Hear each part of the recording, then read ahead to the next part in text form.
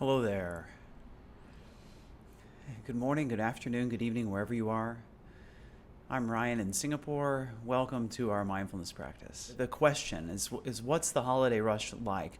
As I was going in this morning, as I woke up and I was posting in the group chat about the timing of this event, like, hey, see you in 20 minutes, I saw Jean's comments about the holiday rush and about how awareness is just kind of like locking in to holiday rush mode because of it's unavoidable. Like in the States, you just can't help but see it, that that it's driven by marketing.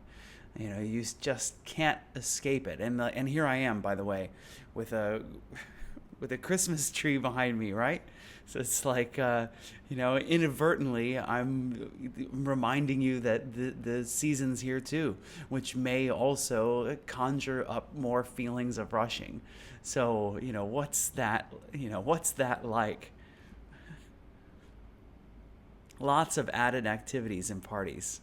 It's not relaxing. It's really, yeah, and I'm tired. I'm tired this morning because I didn't get to bed until like 11:30.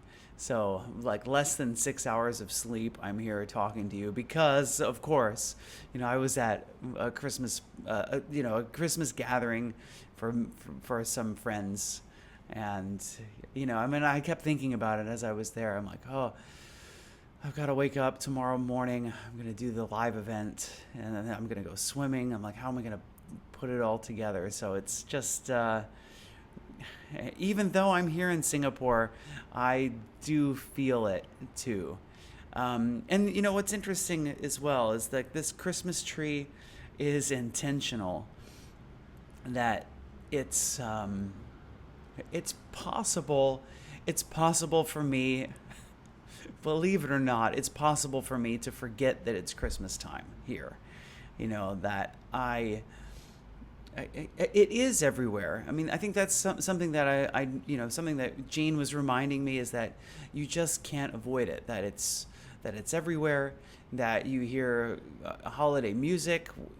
I assume it's Christmas music. I don't know what other kind of holiday music that that comes around. I mean, I do, I guess the Happy Holidays came around because there was just such a bias towards Christmas. That, by the way, that's something you don't hear in Singapore. Singapore is very much a Merry Christmas place. And the reason is just because we're so diverse here that we really celebrate all the holidays. It's a happy, Merry Christmas, Happy Hanukkah, Happy Diwali, yeah, it's Salamat Hari Raya for Muslim holidays. I mean, we really do have it all here. I think it can be easier in the States to be biased towards Christmas because that's kind of the majority. Is that that's just the holiday, and that's why we've got happy holidays. So uh, is it like, is it Christmas music? Is it Christmas that's most unavoidable? Having groceries delivered and doing all the cooking recipes for the freezer and then enjoy the holidays. Christmas carols, right? Um, Holiday music was in the Mexican produce store and not the normal Mexican music. Yeah, and we get it here too. I mean, one of the things is I swim at the American Club. um, that I guess that's it. It's I do things to intentionally remind myself of my culture because it is possible for me to kind of forget about it. But even when I lived in Hong Kong, when you go into the malls, and here as well. I mean, the American clubs in the Orchard region. If you know anything about Singapore, that's where lots of tourists come to do shopping, and the whole street is just decked out in Christmas stuff. So it's unavoidable in that way. But for me, it's just something that it's easy for me it's easy for me to forget. So I mean, just share. I'll just share my experience, um, because I can forget. One of the things that's really different here is just the weather. Is that I'm growing up in Ohio and Michigan, where it's cold. It's probably when I lived in Michigan, it's probably snowed already, and the weather's the same all year round here for the most part. And so I like to put up my Christmas tree just to remind myself, to get myself and my family in the holiday, in the holiday mood. My kids love Christmas time. And then I start playing Christmas songs in my car just to to keep reminding myself, because, it was a holiday that I liked when I was a kid. But, you know, all of this kind of stuff can connect back to feelings of, well, what is it? And I guess that's the question is um, what for you makes it feel like the holidays? How do you know? And then as the holidays approach, what are the feelings inside of your body? Is it, and what does rushing feel like? And is it special? Is it something different about these winter holidays that is different from other kinds of rushing? And the one that I just kind of instantly connect with is the perfectionism. That whatever I'm doing in the holidays needs to be perfect. And I think that was it too, is like the gift buying portion. And I guess that's my that's one of my shares for the holiday rush. I have to say, I don't think I get so caught up in it. Um, Although last week I noticed that I'm like, oh man, like Christmas is next week. I still have a lot of things that right? Tell me if this sounds familiar. I still have a lot of things to do before Christmas arrives. So, so that's it. I haven't, I have to think about all of the things I need to buy, or things that I need to buy for my family members. And I think a that was a point of conflict between my spouse and me, as we're trying to figure out all of the things that we want to make sure to give give our kids the perfect holiday, right? And it's just funny is that as we're trying to do that, seeing that price tags are mattering less and less, because it's that desire to get that perfect gift that's going to make Christmas time feel special for the kids. And I guess that's it too, is that my kids don't know all the word probably don't know all the words to Jingle Bells, right? uh, it's it's a kind of pressure that I put on myself to make sure that I'm providing the right kind of cultural background for my kids as the American in my family. You know, that I mean, I do feel like that's part of my responsibility, is that we are here in Singapore, and we're not a Singaporean family, right? We're half like Hong Kong, right? My kids are Hong Kongers. So it's like my responsibility is to provide the American experience in the family. And I have to admit, my wife picks up the ball sometimes, like Thanksgiving time, like she's really helping out to make sure that we're arranging everything. And and I think that, yeah, that's interesting too. I think that maybe there's more placed on more pressure placed on the moms of the families to make sure everything's okay. Sometimes we as dads are kind of bumbling through the holidays and uh, in unintentionally expecting our spouses to pick up the slack, right? And so, making stress for them even more. So, um, just a few. These are just a few of my like anecdotes today. Chris is saying it's snowing in Cleveland today. Um, all of the commercials are those of perfect people buying perfect gifts, lots of them. Um,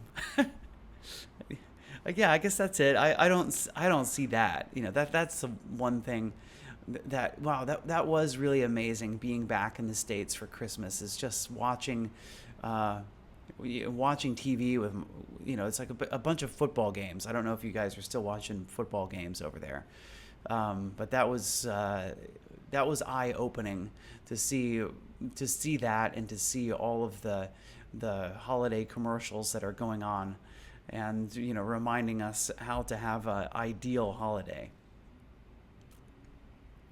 There's a show on PBS called The American Experience. Um, JE asks, how long have I lived in Singapore? I moved here in 2023, and before that, I lived in Hong Kong for 10 years. That's actually where I started Ryan's daily mindfulness practice, is what it was called back then. So I've been out here for a while. I've lived in Asia for 20 years. And as Jean has said, like living out here for so long has changed a bit of my perspective. I do have to admit, I come home and I come home. I come back to the States, and I find that things are different from how I left them, and there are certain things that I've forgotten. Have you ever experienced this? The geese around the water. Okay. I'm sorry. I can't. I can't really, Edelyn. I'm having trouble reading some of this.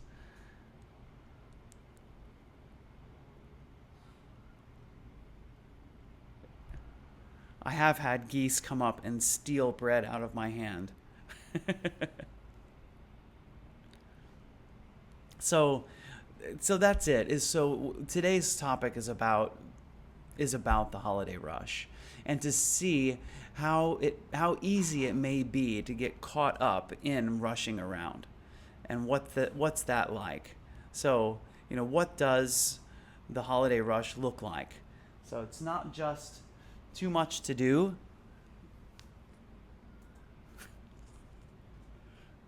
It's like, I'm sorry, like if the attention span is short, it's even shorter as I bring Frank here. This is a great thing about doing this here in the living room, is that Frank's always here. Gosh, I love the rag doll. He just slumps. He just turns into like a ball of slouch.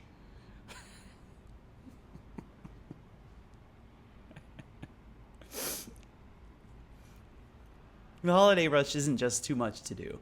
It is the mind telling us that there's too much to do, that there's too much perfection that has to happen because of not just what's going on around us, but also past, everything in the past, right? Our experiences and our memories of what things were like and how we think things should be. So, perfectionism and procrastination tend to want to show up here just because of wanting to get it exactly right.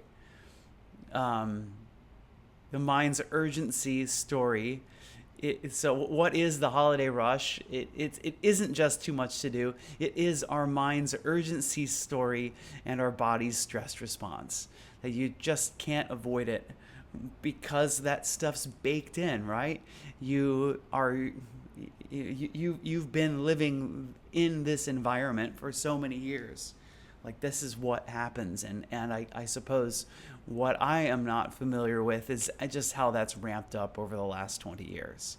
How, watching television, going out to Walgreens, right? Going out to the pharmacy, going out anywhere, anytime you leave your house, that desire to sell more Christmas products from all the stores around you is something that you can't avoid, that it's there, that you can't help but see it. And you know, for good or for bad, here in this meditation, as I'm kicked out of my back room because Finn the cat is still needing to be in a room at night, puts me in front of my Christmas tree. So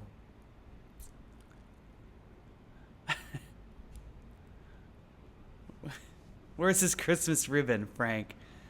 Yeah, you know what? That's it. I guess I don't need to have Christmas in every single aspect of my home.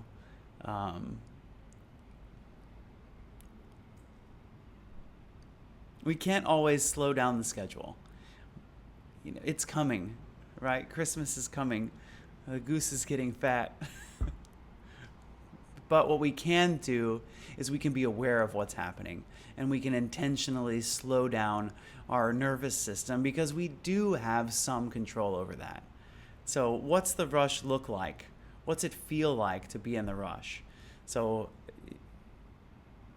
yeah, Finn the cat. That's my new cat is Finn the cat. He has not showed up on screen yet, but he will in the upcoming weeks. I'll see if I can get him here for the 25th. I'll try to do my next live event in the room where he is, although I'll tell you, he'll probably interrupt the meditation because he's just a little teeny ball of Cornish Rex energy. And so what does the rush look like? Tight chest or throat, shallow breathing, clenched jaw, fast scanning eyes, multitasking, forgetting what you came into the room for, irritability, snapping, impatience, tunnel vision. This is totally what was happening between my spouse and me, right? This thing that's supposed to be good and fun and happy, supposed to be, right? Look at our expectations of what this experience is supposed to be like, right? Supposed to be. Turns into like, oh my gosh, I can't, what are we going to do? What are we going to buy for this person? Like, how are we going to find the correct thing? And then starting to go, no, this is too expensive. This isn't appropriate enough. This gift doesn't feel like a Christmas gift. This one doesn't feel like Santa Claus. This one doesn't feel like it's from the parents. Like, maybe this isn't Christmas. Maybe this is a better birthday present. All of the kind of potential arguments we can get into. If this isn't what we're going to buy, then what is? Kinds of stuff is going on. So that's kind of the arguments that are happening, and the additional tension that's coming on, because we have to find the perfect Christmas gift to kids that aren't necessarily writing what it is. Like, hey, write a letter to Santa Claus. Like, we need a freaking clue what we're doing here, because we don't have it all together. If I don't speed up, I'll fall behind, right? Does this quote sound familiar?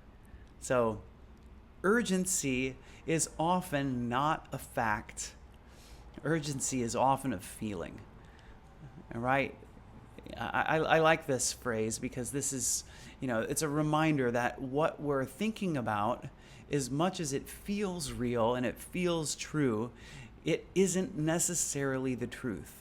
Just because we're thinking this at this moment doesn't make it real, doesn't make it true, doesn't make it objective reality, right? And I think that's what can be really interesting, is that the mind can go off the rails and make things more urgent and more requiring perfection. And even what is the perfect gift anyway? What is the perfect experience? What is the perfect holiday experience? And how are you ever going to measure up and live that? When is good enough good enough? And I think that's an important thing to remember as well as things are going along. There's no need for everything to be perfect. And I think that's what resonates with me the most about this topic of the holiday rush. is that I want things to be perfect. That's the perfectionist in me. I want everything to go totally perfectly, whatever that even means. I'm not even sure I know what that means.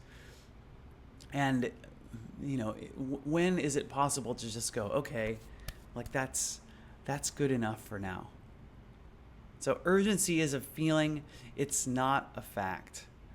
The mind tends to, in this period, in this state, say, hey, fast and stressful feels safe because fast and stressful feels productive. If I'm feeling productive, then I can give myself permission to, right? I mean, I guess that's the irony of it. If I'm feeling productive, then I can give myself permission to rest when the time's come. But when is the time coming?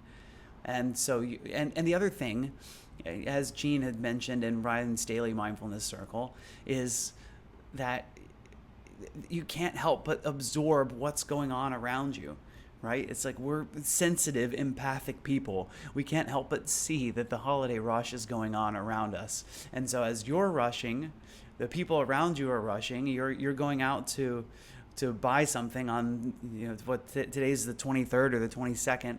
There's a lot of other people who are scurrying around who are as stressed or more stressed than you, and as you see that, you start to absorb that energy and start to become more stressed yourself.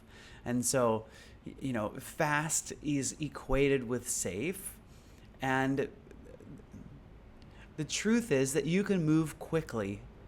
You can move quickly without being stressed.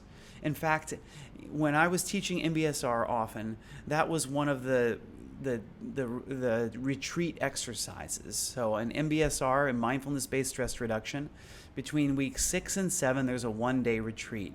And I loved doing a walking meditation where we're imagining that we're in an airport and we're late for a flight and we're running to the flight. What's that like? And feeling the stress, imagining that so that that stress is showing up in the imagination. And then later, after inviting everybody to pause and to take a breath, say, okay, is it possible for you to mindfully move at that speed? Pay attention to the body. Pay attention to the feeling of the floor on the feet. Pay attention to the present moment. Let go of whatever the thoughts are, and you can realize that you can run to the flight that you're late to without feeling stressed because you're in the present, and that you can be moving as fast as you're possibly moving and letting go of the results at the same time. Not being so focused on what's the end result here. Instead, just being focused on the right now. And as you're dropping into present moment awareness, you will see that you don't have to be stressed in this moment, and that you're going to get there when you get there, and you're going to be solving this problem of fixing everything for the holidays in time, and it doesn't have to be perfect.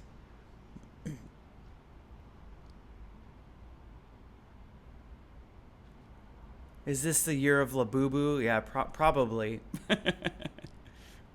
Emotional urgency is such a trickster, says Ginger. When we feel productive, we don't have to feel our feelings. Well, we don't have to feel stressed, that's for sure. All right, Edelyn says, I was giving some bread to 2 geese near the water around the corner, and they picked up some bread out of the water, and they didn't want to pick any bread out of the water or from the ground, but instead stayed in front of me. And I didn't want to give out any of the bread into their mouth because I'm afraid of them. Thanks for sharing. And Jean is saying exactly what I'm going into, which is the 3 breaths practice. So it's like, can you just take 3 breaths, and on the 3rd breath, ask yourself, what's important right now? What can tend to happen is that the mind goes, I've got 1,000 things to do. How can I get it all done? And instead, of trying to focus on 1,000 things at once, because multitasking is a myth. You can't actually multitask. That's another topic for another time. Can I just focus on what's the next thing to do? What's the thing I'm working on right now, and let's just focus on that, and don't get overwhelmed. I mean, it's easy to say, but as you do the 3 breaths practice, it's possible for the overwhelm to go away, because you can just see that there really is only one thing we can do at a time. More haste, less speed is actually true. You forget, drop, fumble all over everything when you're dashing around in a panic, for sure. Thanks, Jean, for sharing. Keep it in your pocket. The holiday myth that's worth challenging is I have to do it all. It has to look a certain way.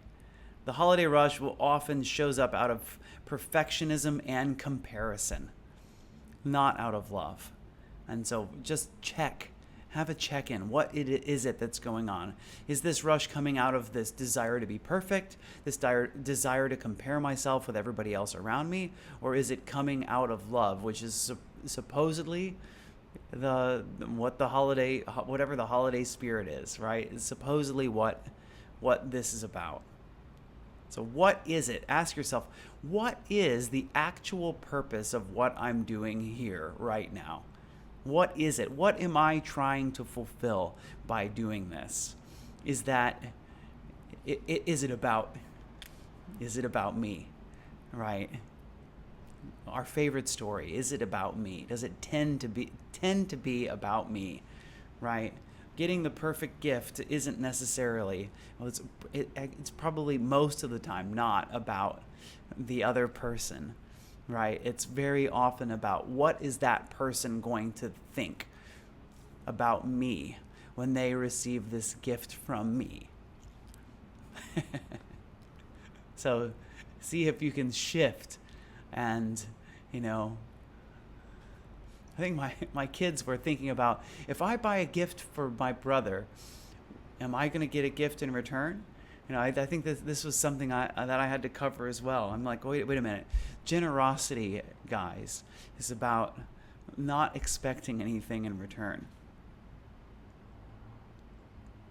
So what you can do, take 3 breaths, pause, name the sensation, right? Name it to tame it. What is it that I'm feeling right now?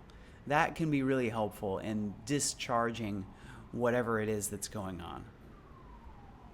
And then see if you can choose some wise action. So notice the face, label what it is that's going on. So just a few places to pause. This is the thing as well, is that one of the practices that I've taught is just this one mindful breath. That one mindful breath can be extremely orienting in a time of transition. And a time of transition can be transitioning from anything to anything. From sitting to standing can be mindful transition, right? It could be opening your phone, right? As I open my phone, before I open it, can I mindfully open my phone and look at what's going on, right? Can I take a breath? Can I just pause and go, okay, but before the opening happens, right? Remember what I'm doing. Remember why I'm opening the phone, right? It can be really easy and mindless it can be very mindless, just opening the phone and forgetting why we did it, right? So that's a place of transition that you can pause and take a breath. Entering the shop. Before you go to Walgreens that's decked out in Christmas stuff, to buy to refill your prescription, or to buy a gallon of milk, or whatever it is that you're doing there. Take a breath before you go in, and recognize what that experience might be like, and what kind of emotions can be triggered as you make that transition.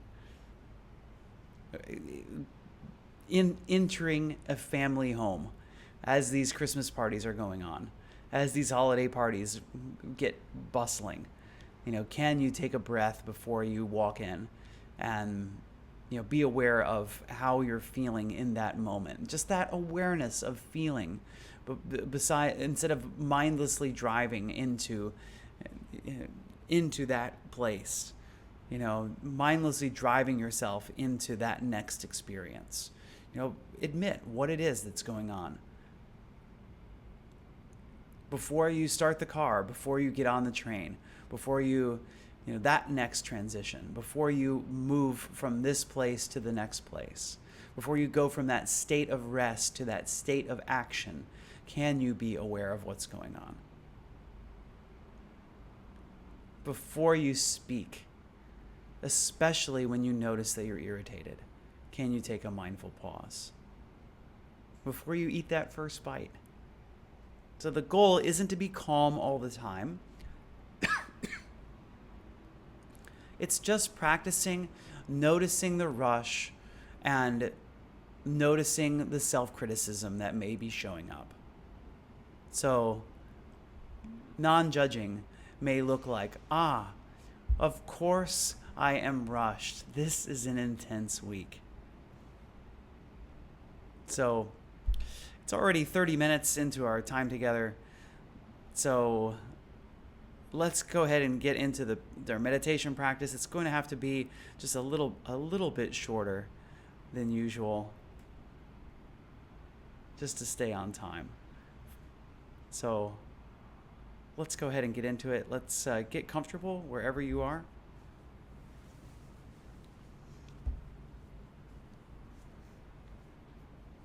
And so really that's what today's practice is just about, just noticing the breath.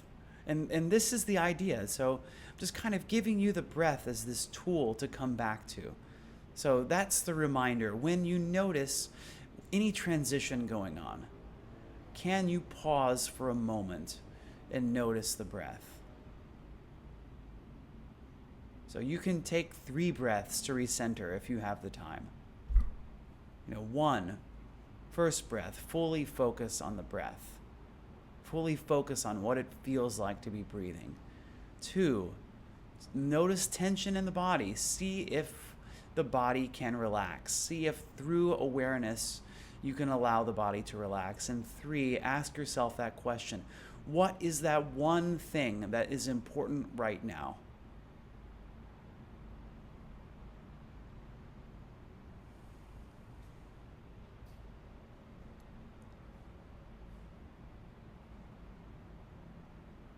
So see if you can fully focus on the feeling of breathing.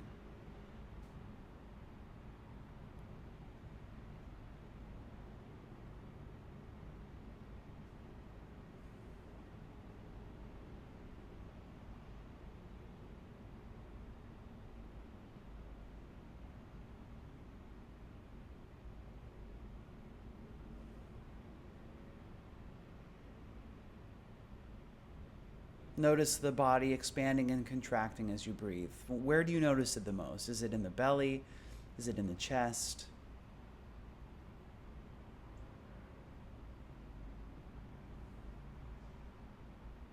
And one thing I like about focusing on breath and the belly is that it tends to make me feel more relaxed than other areas.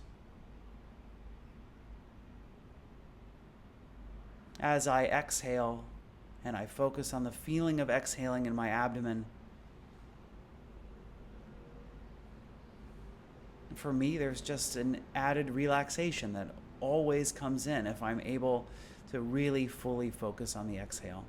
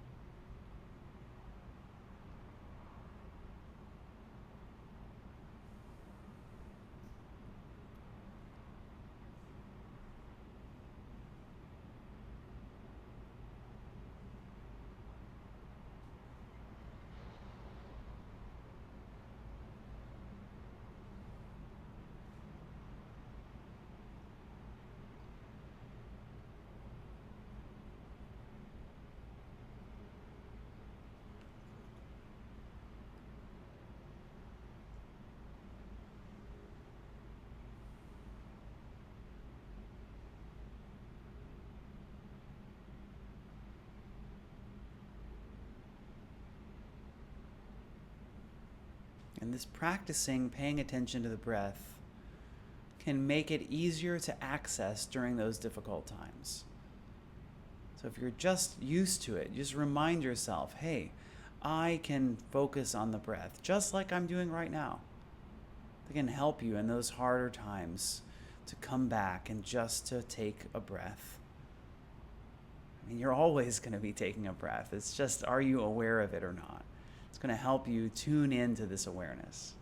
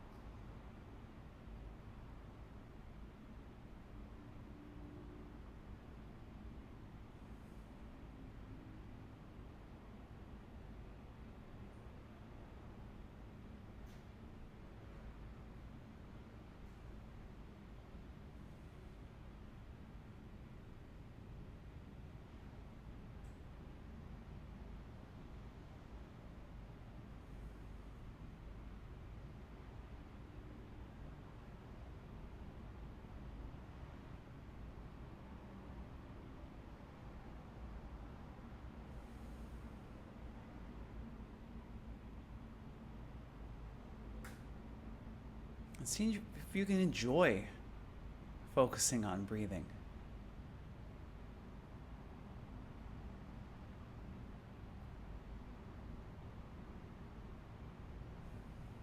Notice if it's possible for you to let that tension in the body relax.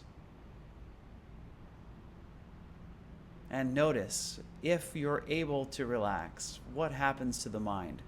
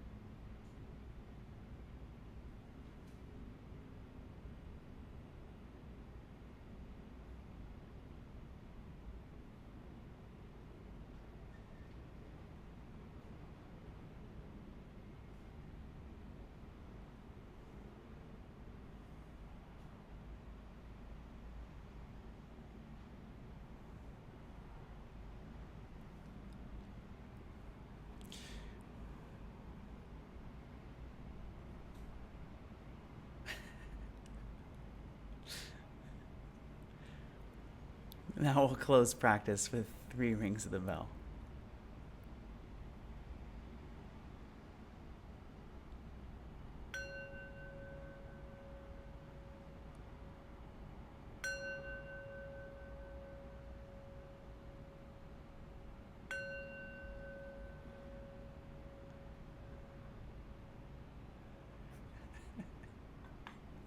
Thanks.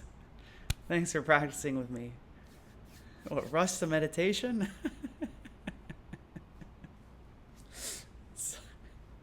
Oh, the irony. Thanks for practicing with me. How'd it go today?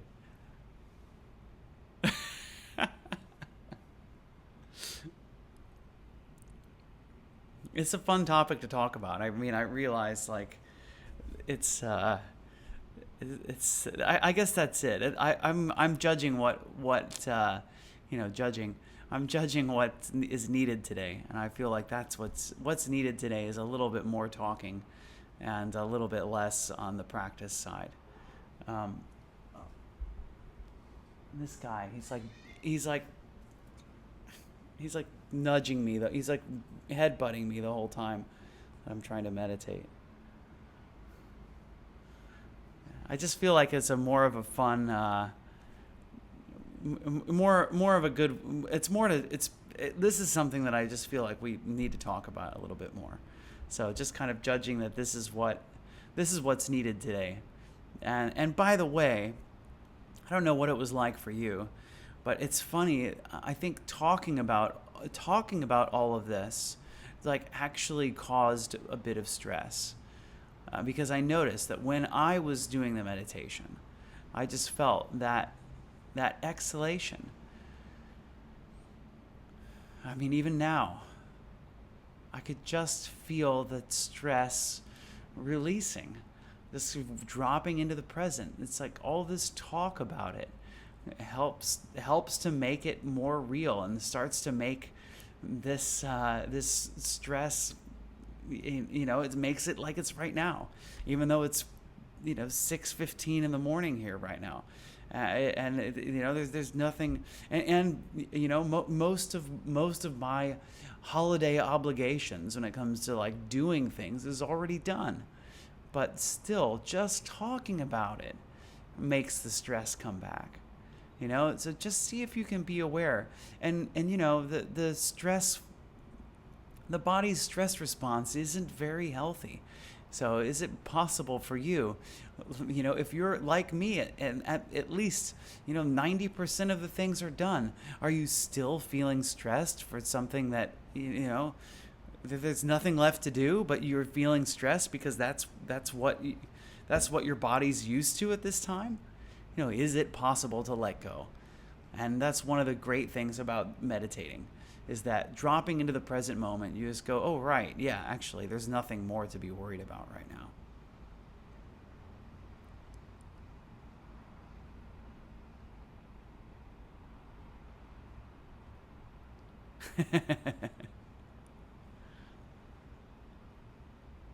Yes, Frank's a rag doll. Does he like his new kitten brother? Well, small bursts. They're at least seeing each other now and interacting with each other. But I do say that Frank especially, once, if I leave them together too long, Frank starts to get a little bit aggressive. So just needs to be needs to be separated. They just can't be together all the time. It's normal for the cats to have to, territorial little guys. Yeah, perfect. I'm glad you came in for the meditation. Thanks, Sybil. I'll be happy when everyone arrives and we're relaxing in the moment. Happy Christmas. Our cats teach us how to slow down. Always a big relief on the 26th after the stress is over. Yeah, Frank's a good guy. He's just he's a little more jealous these days with the arrival of Finn, as you can imagine. Yeah. Moses instead of mist. All right. I'll be back for me, it'll be the 25th. It'll be the morning of the 25th. For some of you, it may be evening of the 24th. And, I think appropriately, so today was about the holiday rush. I hope you enjoyed our time together today. Hope it was helpful. Maybe, I think maybe the most important acknowledgement here today is you're not alone. We all are feeling that. And I guess the key thing I want to leave you with is the feeling that you're having, is the stressful feeling you're having right now a cause of something that's a real threat, or is it imagined? Really dig into that, because that realization can be quite helpful. How much of the stress I'm feeling is a stress around something that's real? How much is it that I'm kind of getting swept up in all of this? And what of this stress is healthy, and what of this stress can I let go of? So, thanks, Charlie. Thanks for being here. Thanks, everybody, for being here. Next time, it's about, hey, those family encounters that we have that happen often during the holidays. What happens when I have those encounters? Do I fall back into old roles? What happens to me in those times? So that's the exploration next time. And so just as a reminder as to what can happen, and then what can we do about it? What can we do as we're is it possible to be mindful in those times, and to recognize that I'm not the 12-year-old child that has that same relationship with my family member. So meeting family and friends during the holidays, what's that like, and what can we do as we approach those times? Peace and love to all. Thanks, Rosamund. Yeah, before it's bedtime. It's a lot easier to chill if you live in the middle of nowhere. There is something to that. T Lady Nat says, I made sure I was not going to stress out over this holiday this year and over the last years, working on my perfectionism. Thanks for sharing. My practice has helped tremendously. I believe it. Me too. But it's I'm a work in progress. It's still I still find myself snapping sometimes, and it just that's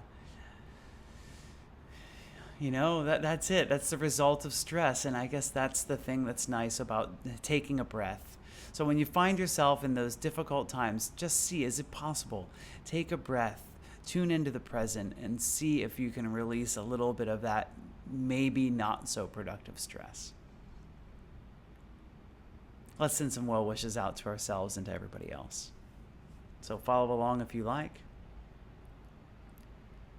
May I be happy and peaceful. May everyone watching, listening, wherever you are, I wish you all happiness and peace.